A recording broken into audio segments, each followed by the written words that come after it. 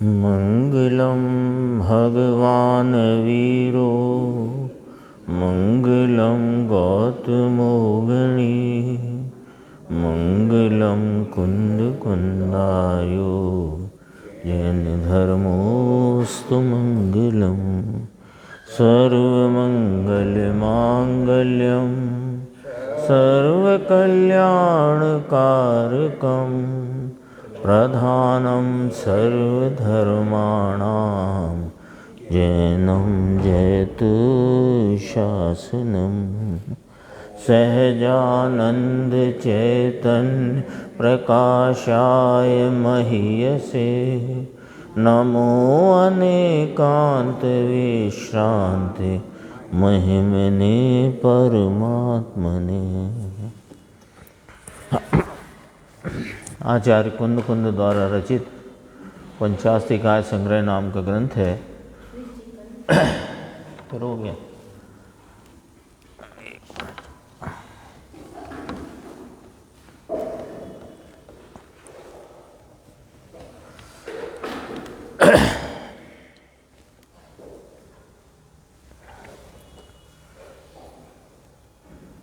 इसमें परमाणु एक प्रदेशी है और उसके एक प्रदेशी पने पर से लेकर उसके शाश्वत नित्य होने की बात कही। वह परमाणु अनवकाश नहीं है, यानी अपने गुणों को आश्रय देने वाला है, और सावकाश नहीं है, यानी अन्य परमाणु द्रव्यों को अपने में स्थान नहीं देता, अवकाश नहीं देता। फिर कहा कि वह स्कंदों में भेद करने वाला है।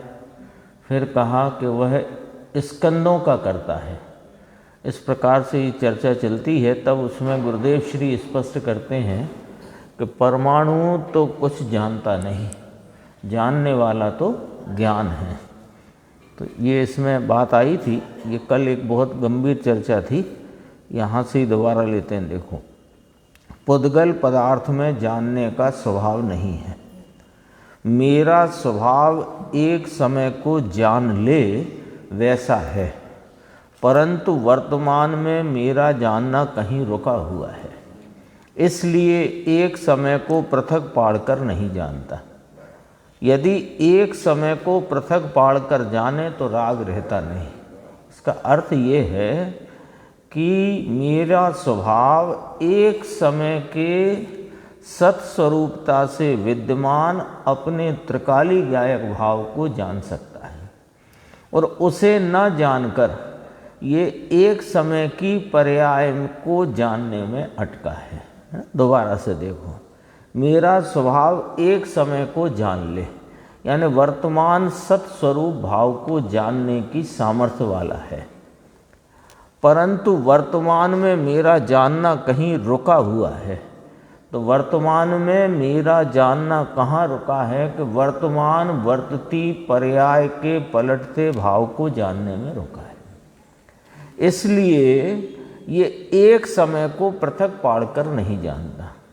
इसलिए यह पर्याय में इसकी दृष्टि अटकी होने से ये एक समय में विद्यमान प्रवर्तमान अपना सत्स्वरूप चैतन्य भगवान, उसको ये नहीं जानता। तब कहा, यदि एक समय को पृथक पाड़कर जाने तो राग नहीं रहता। यानी एक समय में विद्यमान अपने त्रिकाली गायक भगवान को, पर्याय को जहाँ जानने में ये अनादि से रुका है, उस पर्याय से पृथक पाड़कर अपने त्रिकाली गायक को जान ले तो राग नहीं रहता ना। गंभीर है बात, देखो, क्योंकि ये यहाँ पर चलती है बात परमाणु की। तो परमाणु की बात पर से बात ये आई कि वो अनवकाश नहीं है, सावकाश नहीं है, भेदों का करता है निमित्त व्यवहार से, स्कंदों का करता है। फिर कहा कि वह काल का विभाग करने वाला है। तो समय की बात आई, काल का विभाग करने वाला है माने समय को बताने वाला है।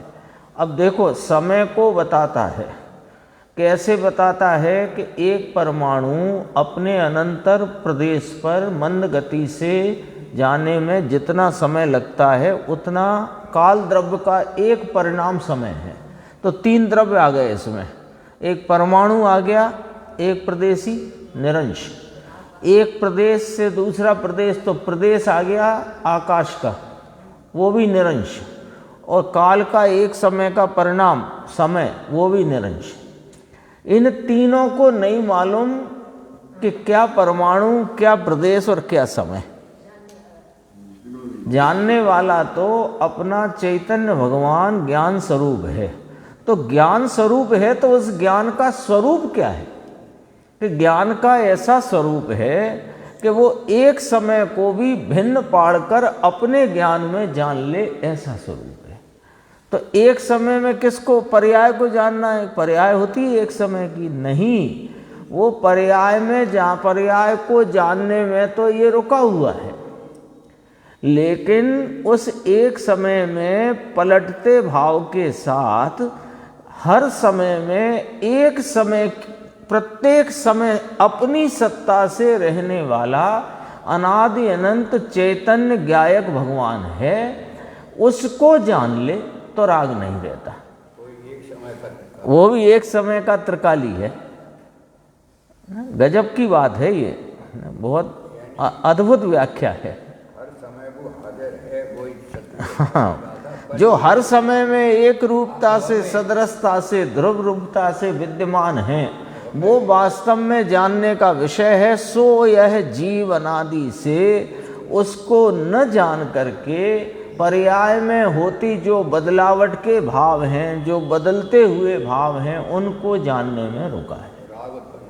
तो वहाँ राग की उत्पत्ति है, और उसको पृथक पाड़कर, पर्याय के भाव को अपने से पृथक पाड़कर, अपने को उस बदलते भाव से भिन्न, कायम एक रूप सदरस रहता प्रत्येक समय का सत्स्वरूप त्रिकाली भगवान, उसे जान ले तो राग नहीं रहता है, ये कहते हैं। अद्भुत है बात तो। यदि एक समय को पृथक पाड़कर जाने तो राग रहता नहीं। अरे वर्तमान में राग होने पर भी एक समय को पृथक पाड़कर अपने को जानने की अपनी शक्ति है या नहीं? है ना, जानने की शक्ति, जानने की अपनी शक्ति है या नहीं? अरे राग और अधूरी दशा होने पर भी, यहीं तो अटका है ये। पर्याय में प्रति समय वर्तते राग और अधूरी दशा, वही मैं हूँ ऐसे जानकर वो पर्याय में ही अपनापन करके वहाँ रुका हुआ है। राग और अधूरी दशा होने पर भी एक समय को माने त्रिकाली ज्ञायक, जो प्रति समय एक समय के सतरूपता से, त्रिकाली प्रत्येक समय सत, कैसा सत कि त्रिकाली सत, ध्रुव सत, एक रूप रहने वाला, सदरस रहने वाला, उसको पृथक पाड़कर जानने की सामर्थ्य अपने में है। ऐसे अपने स्वभाव की श्रद्धा करके द्रव्य बुद्धि करना और पर्याय बुद्धि उड़ाना, यही धर्म का उपाय है। बोलो, अधिकार चलता है पुद्गलास्ति काय का, और बात चलती है ज्ञान स्वभाव की।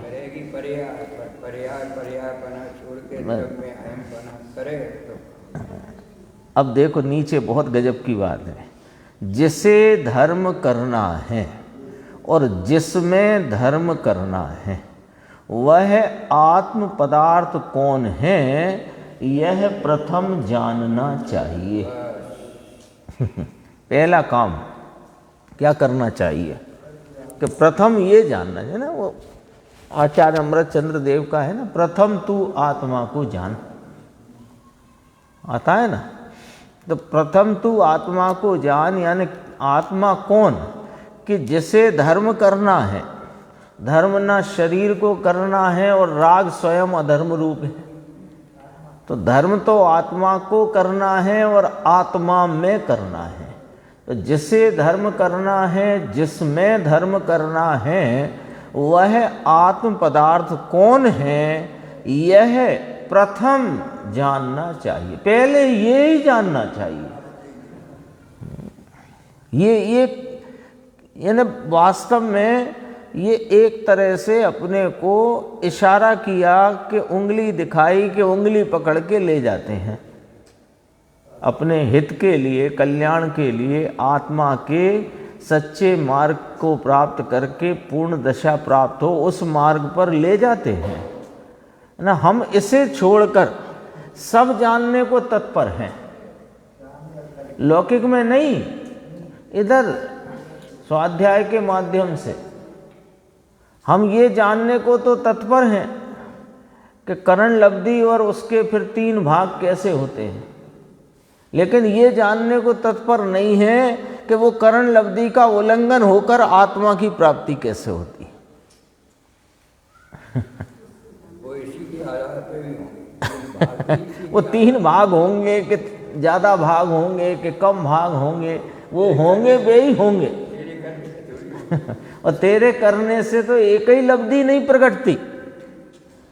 इसको जाने तो सब, ये तो आगम में कार्य की उत्पत्ति में क्या व्यवस्था है, लब्धियों की, समवाय की, निमित्त की, ये तो ज्ञान कराया है और तू वहाँ उलझ गया जाकर। तेरे ज्ञान का विषय भी नहीं बने, वो केवल ज्ञान का विषय। और फिर उसमें ऐसे अपने को सुनने मिल जाता है 4 लब्धि तक तो ये जी बना दे, ऐसे लगता है कि 4 के बाद 5 भी कर लेता तो मैं काम हो जाता। ऐसी है नहीं व्यवस्था। विधि तो ये है, वो कोई विधि ही नहीं है। 4 लब्धि तक तो आया, 5वीं में आ जाता तो अरे 5वीं लब्धि से कार्य नहीं होता। कार्य तो उपयोग जब निमित्त का, राग का और पर्याय मात्र से पृथक होकर, पृथक पढ़कर माने उस पर से लक्ष्य छोड़कर अपने ज्ञायक भगवान को जब विषय करता है तो वहाँ पर धर्म रूपी कार्य की उत्पत्ति होती है। फिर उसके विवरण में लब्धियों का वर्णन है, समवाय का वर्णन है, निमित्त का वर्णन है। उस वर्णन में चले गए और प्रथम जानना क्या चाहिए कि आलम्बन भूत कौन है। तो आलम्बन भूत जानने के लिए भी मैं द्रव्य पर्याय स्वरूप पदार्थ हूँ, जिसका द्रव्य पर्याय अन्य द्रव्य और उनकी पर्याय से जुदा है। और मेरी पर्याय में जो राग है वो किसी का कराया नहीं, मेरा अपना ही अपराध रूपी भाव है वो, लेकिन मेरा स्वभाव नहीं, वो विकारी भाव है। मेरा स्वभाव तो जान लेने का है, किसको कि राग और अधूरी दशा से भिन्न अपना परिपूर्ण ज्ञायक स्वभाव, उसे जान लेने का मेरा स्वभाव है। तो उसे जानने की रीति क्या कि तुम जो पर्याय में होते राग और अधूरी दशा को जानने में रुके हो, इसलिए ये ज्ञायक भगवान जानने में नहीं आ रहा। यदि उस पर से लक्ष्य छोड़ो तो ये ज्ञायक भगवान जानने में आए, वो धर्म की प्राप्ति। 17-18 गाथा आती है, अनुभूति स्वरूप भगवान आत्मा आवाल गोपाल सबको जानने में आ ही रहा है, अनुभव में आ ही रहा है। तो वहाँ प्रश्न आया, तो फिर वो आ ही रहा है तो फिर क्यों अज्ञानी को जानने में नहीं आता। उसकी दृष्टि पर्याय पर है, वो चर्चा यहाँ पे थी।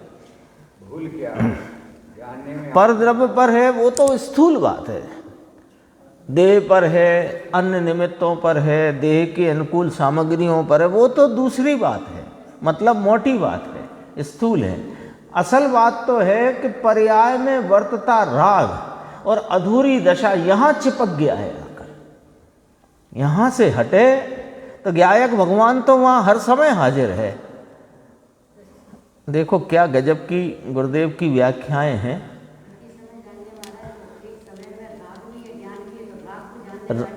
राग को जानने में अटका है तो ज्ञायक जानने में नहीं आ रहा। राग को जानना छोड़कर, यानी जानने की वर्तमान पर्याय राग का लक्ष्य न करे, अधूरी दशा का लक्ष्य न करे, पर्याय का लक्ष्य छोड़े तो ज्ञायक भगवान जानने में आ ही रहा है। कहाँ गया है? राग के काल में ही राग से अपने स्वभाव और विभाव का ज्ञान करे तो ज्ञान बहुत। हाँ 17-18 गाथा। हाँ तो उसमें भी यही कहा ना, उसी में कहा है ये आचार्य अमृतचंद देव ने, प्रथम तू आत्मा को जान, धन का अर्थी जैसे राजा को जाने। कितनी एक लाइन में कितना वजन है। ये समझो कि अपने भटकते हुए को कोई ने ऐसा दिशा, वो अपने को दिशा सूत्र दे दिया कि बस यही दिशा है, ज़्यादा मत भटको। जिसे धर्म करना है और जिसमें धर्म करना है वह आत्म पदार्थ कौन है, यह प्रथम जानना चाहिए। फिर देखो दृष्टांत, पहले घर पूछकर फिर पानी पीते हैं ना। अब तो नहीं है रिवाज, पहले निकलते थे गांव से, प्यास लगी है पानी पीना है, तो पहले घर पूछते हैं भाई कौन साहब हो, क्या है न। पहले कोई इतना बुरा भी नहीं मानता था, पूछ लो तो, अब मान भी जाते हैं। तो वो तो दृष्टांत तो पुराना है ना, प्रवचन ही 72 वर्ष पुराना है। पहले घर पूछते हैं फिर पानी पीते हैं, पानी पीकर फिर कोई घर पूछे क्या। उसी प्रकार धर्म करने वाले को धर्म कहाँ होता है यह प्रथम पूछना चाहिए। तब प्रभाकर भट्ट ने योगेंद्र देव से पूछा, उस आत्मा का क्या स्वरूप है जिसे मुझे जानना चाहिए। आत्मा कौन है, जानने वाला कितना है। क्योंकि बच्चों को ही है ना, अभी तो सब सवेरे में गए थे, तो वो जीव है, तो जीव का लक्षण क्या है, जो मैं जानता देखता हूँ। जानता देखता हूँ तो जानना देखना क्या है ना। फिर उसकी ये तो प्राथमिक पढ़ाई है, पर अभी उसकी अपने को तो गहराई में आना पड़ेगा ना। अपन तो कॉलेज में आ गए ना, अब नर्सरी और पाठशाला की वो पहले की क्लास थोड़ी है ये। और यदि उसी में बने रहो तो फिर सोच लो, एक ही बच्चा अपने घर का 5वीं क्लास में ही पढ़ता रहे 15-20 साल 25 साल, तो आप उसे क्या क्या उपाधि दोगे। अरे 2-3 साल 25 साल तो यहाँ तो 25 साल से ज़्यादा हो गए। वही फिर सिद्धांत प्रवेश का पढ़ लो, फिर वो ये पढ़ लो, वो पढ़ लो, फिर गुणस्थान पढ़ लो। अरे ये क्यों नहीं पढ़ रहे, ये क्यों नहीं सुनते, ये क्यों नहीं विचारते, ये क्यों नहीं निर्णय करते। अपने मिला और हमको तो मिला। अब जिनकी होनहार भली है उन्हें मिले, बाकी तो आत्मा कौन है, जानने वाला कितना है। एक एक परमाणु, एक एक प्रदेश, एक एक समय, ये सब निरंश है ना। एक परमाणु निरंश, प्रदेश निरंश, समय निरंश, कालाणु निरंश, ऐसे निरंश वस्तु को, भाव को भिन्न भिन्न जानने की सामर्थ्य वाला है। वो लोग केवल ज्ञान जानता है कि नहीं जानता। ऐसी सामर्थ्य मेरे तो केवल ज्ञान जानता है तो केवल ज्ञान कोई अलग से लाया है, कोई कला, कि ये ज्ञान स्वभाव का ही प्रकटपना है। तो वो ज्ञान स्वभाव अभी है कि नहीं है। तो वो सामर्थ्य अपने को अभी क्यों नहीं विश्वास में आती। यदि अभी विश्वास में नहीं आती तो यही तो कहा, तू पर्याय को जानने में रुका हुआ है। अभी अपनी अल्पज्ञता देखता है, भगवान की सर्वज्ञता देखता है। अरे अपने को भगवान क्यों नहीं देखता है। उनकी सर्वज्ञता दरअसल सर्वज्ञता को नहीं दिखा रही, उनकी सर्वज्ञता अपने सर्वज्ञ स्वरूप को दिखा रही है। बात गंभीर है। एक एक परमाणु, एक एक प्रदेश, एक एक समय को भिन्न भिन्न जानने की सामर्थ्य वाला है। एक परमाणु एक प्रदेश से दूसरे प्रदेश में जाए उतने काल को समय कहते हैं। इस बात का ज्ञान कहाँ से आएगा। परमाणु में से, प्रदेश में से, आकाश में से, काल में से कहाँ से आएगा। ज्ञान स्वभाव में से। मैं विकार स्वभावी हूं ऐसा मानने वाले को ऐसा ज्ञान होगा क्या। प्रश्नवाचक है। जिसको अपने ज्ञान स्वभाव का, ज्ञान की अपरिमित बेहद सामर्थ्य का जिसको विश्वास होगा, वो अपने इस ज्ञान स्वभाव के विश्वास के बल पर एक प्रदेश और उसमें परमाणु का गमन और परमाणु के गमन से उत्पन्न होने वाला एक समय उसका अनुमान कर सकता है। अनुमान की व्याख्या आ गई, अपने को अनुसरण करके उत्पन्न होता हुआ जो प्रमाण, परिमाण, नाप, उसका नाम अनुमान है। मान माने नाप होता है ना, कितना तापमान है। जब अपनी एक समय की पर्याय की ताकत को जाना तो एक परमाणु को जाना, एक समय को जाना, एक प्रदेश को जाना। एक समय की पर्याय में अपने त्रिकाली ज्ञान स्वभाव की सामर्थ्य को जिसने विश्वास में लिया, उसकी वर्तमान ज्ञान की पर्याय एक निरंश परमाणु को निरंश प्रदेश से अन्य प्रदेश में गमन करने से निरंश काल परिणाम यानी समय उत्पन्न होता है। इसका अनुमान कौन कर सकेगा? अपने को अनुसरण करके होता हुआ जो परिमाण, नाप, मान है, उसका नाम अनुमान है। देखो, मैं तो कहा नहीं, उसका जवाब, मैं विकार स्वभावी हूँ, है ना, मैं बहुत दयालु हूँ, मैं बहुत विनयवान हूँ, मैं बहुत स्वाध्यायी हूँ। ये काय के कौन से स्वभाव की प्रसिद्धि हो रही है? विकार के स्वभाव की। मैं दयालु हूँ, मैं भगवान का भक्त हूँ। तो इसमें भक्ति कौन सा परिणाम है? निर्विकारी के विकारी। तो विकार के परिणाम से अपने को देखता है और विकार स्वभावी मानता है अपने को।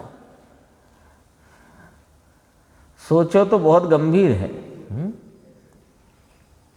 अरे मैं राग रहित प्रत्यक्ष ज्ञान स्वभावी आत्मा हूं, ऐसा आत्मा का ज्ञान हुए बिना परमाणु, प्रदेश या समय का ज्ञान होगा नहीं। कोई कह सकता है आपको नहीं होगा, हमको तो शास्त्र से हो गया है। तो कहा तुम्हें शास्त्र से शास्त्र का ज्ञान हो गया है, तुम उस परमाणु के निरंश अविभागी स्वभाव को तुम समझ थोड़ी पाए हो। शास्त्र का ज्ञान हो गया है और ये भी बता देगा फलानी पुस्तक की, फलाने ग्रंथ की, फलानी गाथा, फलानी टीका में ये बात है। ये विकार स्वभाव की प्रसिद्धि करने वाला है। ये बहुत गुरुदेव तो बात गंभीर कहते हैं, कड़क कहते हैं, सीधी कहते हैं, असली कहते हैं।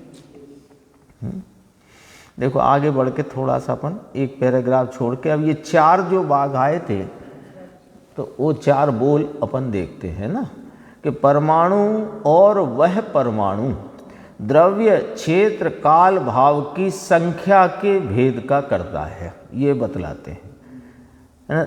आया था ना द्रव्य, क्षेत्र, काल, भाव, ये आ गया। तो कहा उसके संख्या के भेद का करता है। एक परमाणु मूल वस्तु है, वह अपने एक प्रदेश परिणाम से संख्या को बतलाता है। 1, 2, 3, 4, 5 असंख्य अनंत ऐसे परमाणु की संख्या को परमाणु बतलाता है। भाई जैसे ये कितनी है, उन्होंने कहा 36 इंच है ना, तो वो तो 36 इंच की ये टेबल को आपने 36 इंच कहा, एक टेबल को 36 इंच का, तो ये 36 कौन है कि वो उसके माप की इकाई है। ऐसे इस जगत में एक धर्मास्तिकाय, एक अधर्मास्तिकाय, एक आकाश, असंख्य लोक, वो असंख्य काल परमाणु और जीव अनंत, पुद्गल अनंता अनंत। ये कौन ने कहा कि परमाणु ने कहा है। देखो परमाणु एक प्रदेशी, एक द्रव्य है, तो 1, 2, 3, 4, 5 किसने कराया?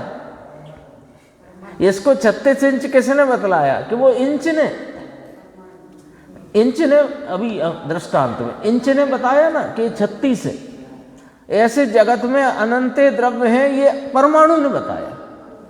तो द्रव्य की संख्या का भेद किसने कराया कि संख्या का भेद माने वे सब पूरा विश्व अनंत द्रव्यों का समुदाय है।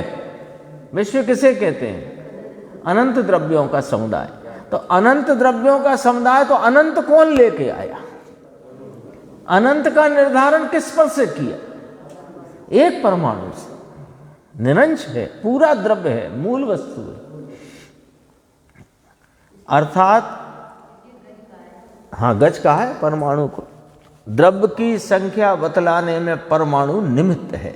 देखो, जाना तो ज्ञान ने है। हाँ, द्रव्य की संख्या बतलाने में परमाणु निमित्त है। उसे जानने वाला तो आत्मद्रव्य है। स्कंद को या परमाणु को खबर नहीं है। इसको नहीं मालूम है कि मैं कितने परमाणुओं का पिंड हूं।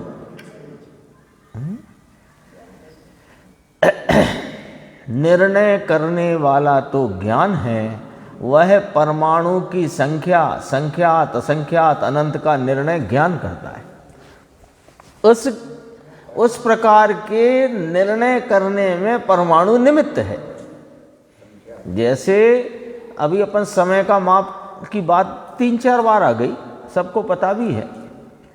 तो वो परमाणु थोड़ी काल द्रव्य के परिणाम को करता है। काल द्रव्य का परिणाम तो काल द्रव्य ने अपने परिणमन से किया है, पर उसका प्रमाण, उसका नाप, उसकी परिमाण कितना है, ये परमाणु के निमित्त से हुआ। और जानने वाला ज्ञान है, काल भी नहीं जानता।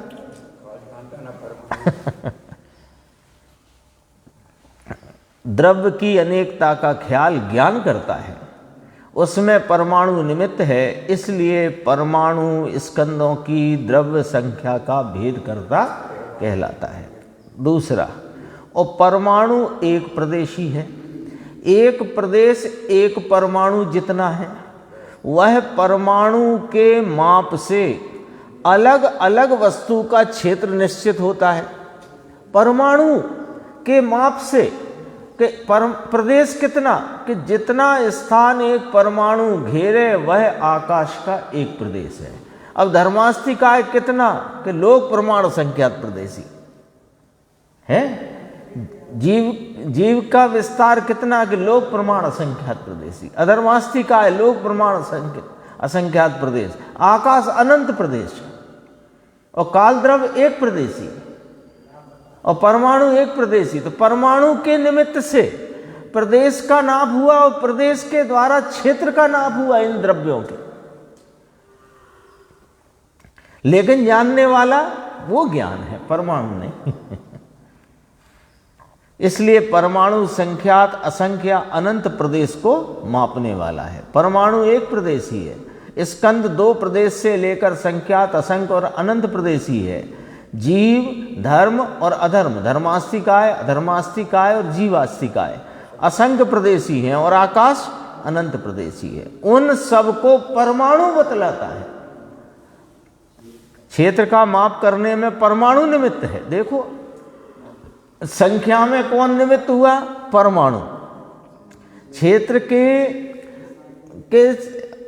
एक प्रदेश, 2 प्रदेश, संख्यात प्रदेश, असंख्यात प्रदेश, अनंत प्रदेश, जो भी है उसका नाप, क्षेत्र का माप करने में कौन निमित्त? की परमाणु। इसलिए परमाणु क्षेत्र संख्या का भेद करता है।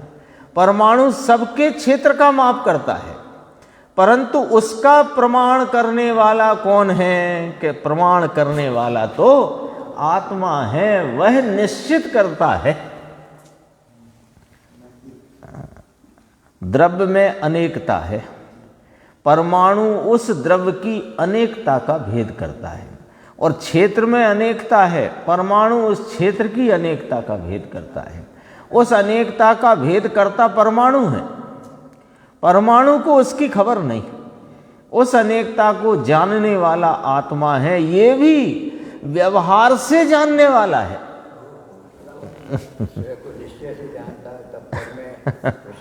तो उसमें पर में प्रवेश किए बिना, पर को वास्तव में विषय बनाए बिना, ये भी समझे।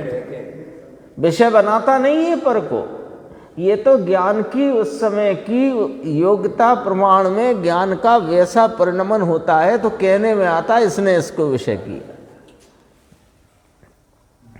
कितनी स्वाधीनता है। एक एक द्रव्य और उसके परिणमन की स्वाधीनता की कोई पराकाष्ठा है, और वो सारा का सारा विवरण जैन शासन के सिवाय कहीं नहीं है। उस अनेकता को जानने वाला आत्मा है, ये भी व्यवहार से जानने वाला है, यानी ये जानने वाला कहना व्यवहार है। अपने अतीन्द्रिय स्वभाव को जानते हुए परमाणु क्षेत्र की अनेकता का भेद करता है, ऐसा ज्ञान जान लेता है, ये व्यवहार है। आ गई बात, ख्याल में आई? कितनी गजब की बात है। अपने अतीन्द्रिय स्वभाव को जानते हुए, जो अपने अतीन्द्रिय स्वभाव को नहीं जानता, जो अपने स्वरूप के संचेतन बिना अपने स्वरूप को जानता ही नहीं, संचेतन नहीं ना उसे, अपने स्वरूप का आस्वादन नहीं, किताब से जानने वाले ज्ञान को ज्ञान कहते नहीं, यहाँ तो स्वयं संवेदन ज्ञान का नाम ज्ञान है। तो उस ज्ञान के बिना अरे ये पर को भी नहीं जान सकता। जिस ज्ञान में ज्ञान प्रसिद्ध हो वो ज्ञान है, ये प्रसिद्ध हो उसे भी ज्ञान है। तो जहाँ ज्ञान की प्रसिद्धि नहीं वो अज्ञान है, और अज्ञान क्या जाने, उसका तो नाम ही अज्ञान है। जिसका है उसे प्रसिद्ध भाई अज्ञानी इसलिए कहा स्वरूप ग्राही ज्ञान ही गर्म पानी उष्ण है ऐसा जानता है। बोलो तो अज्ञानी नहीं जानता कि नहीं जानता? अज्ञानी जानता है तो फिर उसका नाम अज्ञान क्यों? अज्ञान जिनेंद्र परमात्मा ने ज्ञान के कब तक के परिणमन को अज्ञान कहा कि जब तक ज्ञान में ज्ञान स्वरूपता का संचेतन नहीं हो जाता तब तक वह ज्ञान अज्ञान कहलाता है। और अज्ञान क्या जाने, खुद ही कहो, अज्ञान क्या जाने? हमने अंधेरे में बहुत देखा, तो अंधेरे में अंधेरा ही देखा है भाई। खुद ही बोलो, जिस शब्द के पहले आ लगाकर ज्ञान का निषेध लिखा है, कहा है, बोला है, बताया है, वो अज्ञान क्या जानेगा? तो जिनेंद्र परमात्मा ने कहा कि ये ज्ञान का जो परिणमन है वो अज्ञान कब तक जानना, कि जब तक ज्ञान स्वभाव का आस्वादन पूर्वक, यानी ज्ञान में ज्ञान स्वरूपता का आस्वादन नहीं, तब तक वह अज्ञान है। बोलो ये परिभाषा में कोई दिक्कत तो नहीं? रहना वो ज्ञान है, ज्ञान से च्युत होना।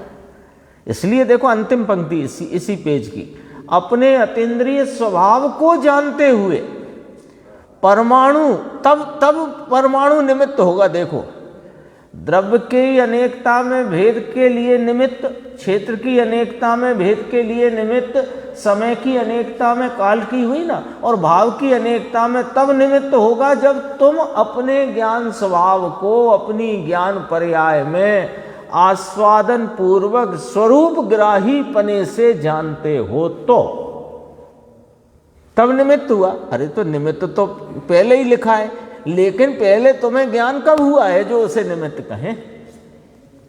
निमित्त कब कहा जाएगा? नैमित्तिक तो हो।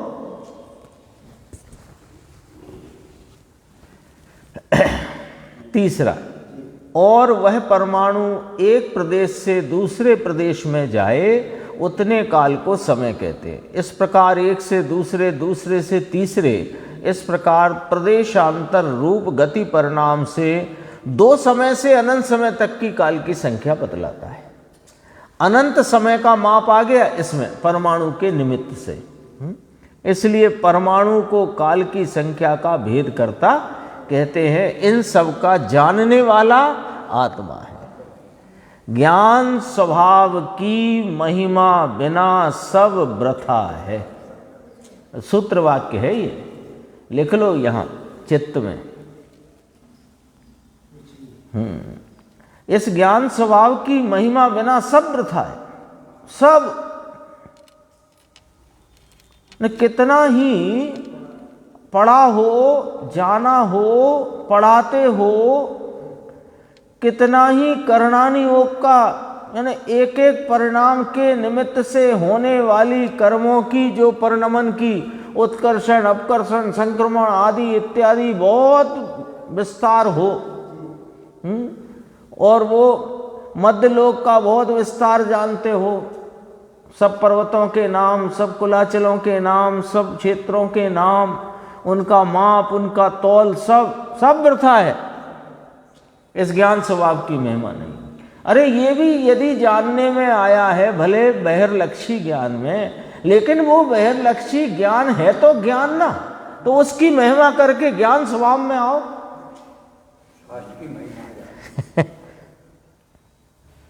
ये बहुत गंभीर पंक्ति है ये। ज्ञान स्वभाव की महिमा बिना सब वृथा है, व्यर्थ है। ऐसे ज्ञान स्वभावी आत्मा के भान बिना सामायिक व्रत तपादि अपने माने हुए करे वे सब वृथा है। मैं आत्मा ज्ञान स्वभावी हूँ, परमाणु को, प्रदेश को नाम क्षेत्र को, काल को नाम समय को मुझ में रहकर जानने वाला हूँ, पर का करने वाला नहीं हूँ तथा राग द्वेष का करने वाला मैं नहीं हूँ। ऐसे शुद्ध चैतन्य स्वभाव के भान बिना समता अथवा सामायिक होगी कहाँ से? सामायिक तो गुरुदेव कहते हैं ना, समता की आय होना, उसका नाम सामायिक है। और देखो, है ना, अपन ने स्वाध्याय को मुख्य करके इसलिए कहा कि अपने में जो बीमारी है उसका अपने को ज्ञात होना चाहिए। हम भी कहाँ कोई कहीं अटका है तो हम कहीं और अटके।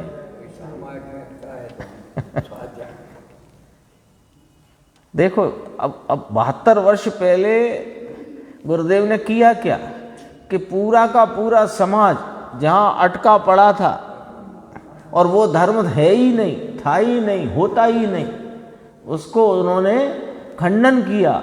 और जहाँ धर्म, जिसमें धर्म, जैसे धर्म होता है वो किसी को पता ही नहीं था, उसका उन्होंने मंडन किया। इसलिए लोगों को वो अटपटा लगता है। हम कर के मर गए, हमारे बाप दादे कर के मर गए और हम कर रहे हैं उनकी ही परंपरा में। तो आप ये तो कहते नहीं हो कि देखो परिवार के संस्कारों को कितने अच्छे से ये निभा रहे हैं। ऐसी तारीफ तो करते नहीं, ऊपर से कहते हो कि ये धर्म नहीं है, अधर्म है। तो वो तकलीफ है ना। देखो अभी पहला पॉइंट ये तो बिल्कुल ऐसे याद नहीं करना है, पर याद रह जाए इतने लेवल तक स्वीकार करना है। ज्ञान स्वभाव की महिमा बिना सब वृथा है ना, ये मेन पॉइंट है। फिर इसका खुलासा कि सामायिक करे, व्रत करे, तपादिक करे, अपने माने हुए जो कुछ करे वे सब वृथा हैं। सामायिक आत्मा के भान बिना समता नहीं, तो समता के बिना सामायिक नहीं। अब दूसरी बात, बोधि बीज बोए बिना आत्मा को प्रोषद रूपी क्रिया होगी नहीं। हाँ, प्रोषद माने पुष्ट करना, है ना। तो किसे पुष्ट करना है इसे ये ही नहीं पता लग रहा, और प्रोषद कर रहा है। क्यों कि प्रोषद का इसने वो जो क्रिया स्वरूप है वो किताब में पढ़ लिया कि अष्टमी को उपवास करना है तो सप्तमी को एक आसन करेंगे, अष्टमी को उपवास करेंगे और नवमी को एक आसन करके उसको पूर्ण करेंगे। ऐसे करके हमारा 48 घंटे का कार्यक्रम है। इसे प्रोषद मानता है। अब हम तुमसे पूछते हैं इसमें किसको पुष्ट किया तुमने? ना तो जे पुष्ट हुआ और न तेरे पास वो चीज परिणति में प्रकट है कि उसे तू पुष्ट करे। परिणति में बोधि नहीं, वीतरागता नहीं, समता नहीं, खाली डिब्बा। परिणति में वस्तु से तो पूरा है, परिणति में तो खाली पड़ा है। अब किसे पुष्ट कर रहा है? ये जो द्रव्य स्वभाव है इसे पुष्ट करना नहीं, ये तो परिपूर्ण है। और परिणति में जिसे पुष्ट करना है वो तेरी परिणति में अभी उसका बीज ही नहीं है। जब बीज बोया हो तो पानी डाले तो उसे होशियार कहते हैं, और बीज तो बोया नहीं है खेत में, और पानी डाले और बिल्कुल कोई ऐसे वो पशुओं से पक्षियों से उसकी रक्षा करे। अरे रक्षा किसकी कर रहा है और किसको पुष्ट कर रहा है? पानी डाल डाल के कीचड़ मचा रहा है। देखो गुरुदेव का सच कहते हैं, एक एक बात इतनी सटीक है, लॉजिक से। प्रथम बोधि बीज बोए फिर प्रतिमा होती है भाई। हमारे तो 5 हैं, हमारे तो 7 है। हमने तो 12 बरस पहले वहाँ गए थे फलाने कार्यक्रम में पंचकल्याण, हमने तो 7 ले ली थी, इकट्ठी ले ली 6, 7, 8। एक आध जगह तो गुरुदेव का आता है कि 8, 9 प्रतिमा तक तो कोई पूछताछ होती नहीं, तो हमने 11 ले तो कुछ पूछताछ हो तब कोई बाबा जी कह के ले जाए सवेरे। अरे भगवान, प्रथम बोधि बीज बोए फिर प्रतिमा होती है। फिर देखो दूसरा दृष्टांत, आंकड़ा बोए तो आम नहीं उगता है। यानी अपन कहते हैं ना कि वो बीजे बोए बबूल का, तो आम कहाँ से होए।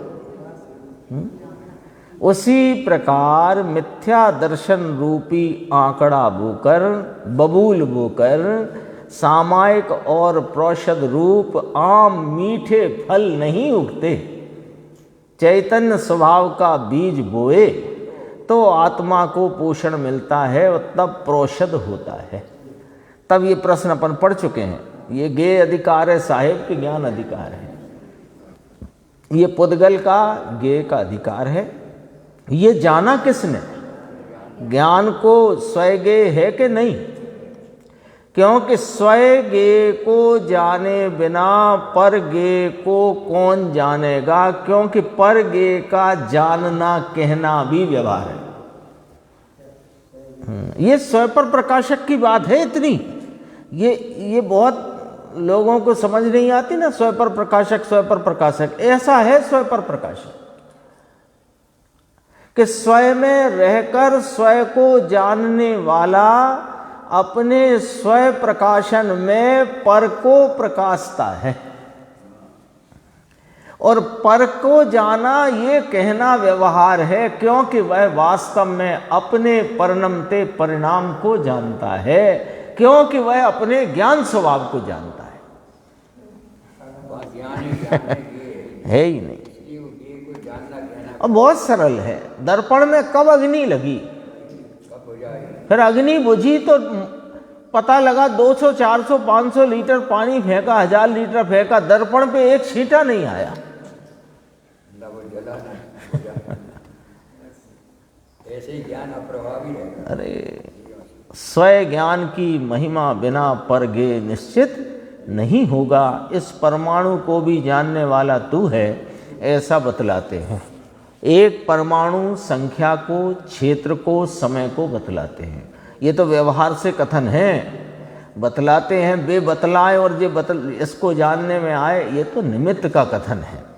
ये ज्ञान अपने स्वयं सामर्थ्य से, और वो भी कौन सा? स्वयं संवेदन वाला ज्ञान, वो जानता है। भाव शुद्ध ज्ञान, अपन दूसरे शब्दों में कह सकते हैं।